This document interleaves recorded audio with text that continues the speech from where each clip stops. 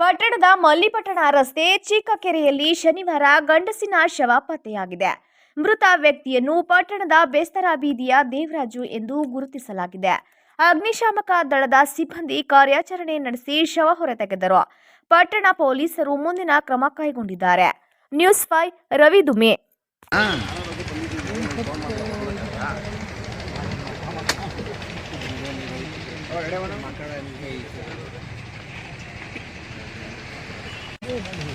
ಅದೇ